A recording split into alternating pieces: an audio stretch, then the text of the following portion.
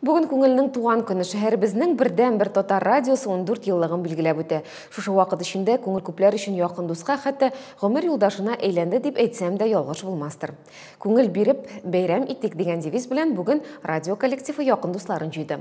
Моңарчы күрелмәгән вакыйга радиода Йолдызлар марафоны оештырылды.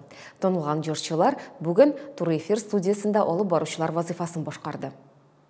Редакция бусагасыннан ук бәйрәм кәефе туры эфир башланырга әле ярты сәгать вакыт бар. Әмма Әлфинә Әсхәмова дулкынлануын яшерми. Күңел минем иҗатыма башлангыч бирде ди ул. Күңел радиосы булмаса инде җырчы булып та китмәгән булдым.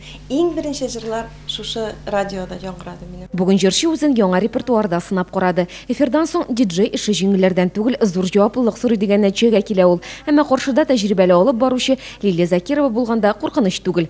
Кайчандыр ак халатлы табиб булырга хыялланган кыз радиода эшләрмен дип күз алдына да китерми. Хәзер яраткан эше яшәү рәвешенә әйләнгән.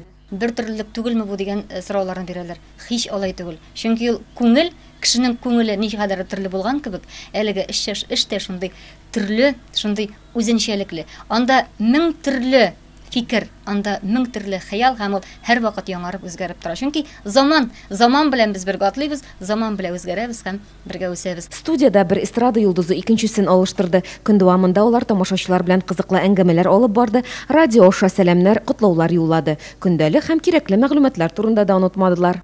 Атмосфера басымы 745 миллиметр. Бүген кайбер радио тыңлаучылар да күңелдә кунакта булды. Аларның саны да күңел яше кадәр, барлыгы 14. Радио тарихы буенча үткәрелгән викторина бәйге җиңүчеләренә истәлекле бүләкләрне яраткан алып баручылары тапшырды. Радио тыңлаучылар үзләре дә буш кул белән килмәгән. Һәр вакытта сине тыңлыйм. Иртә, кичен һәм төнен. Җаннарыма шифа бирә. Мәңге яшә син күңел. Тиздән радио тыңлаучылар яраткан диджейлары белән интернет челтәрендә аралаша алачак. Күңелнең үз сайты булдырыла. Гомумән үсмер вакытын узып, күңел җаваплы яшьлек чорына атлый. Бүгеннән радио яңа форматта эшли башлады. Яңа композициялар, тапшырулар эфирга чыкты.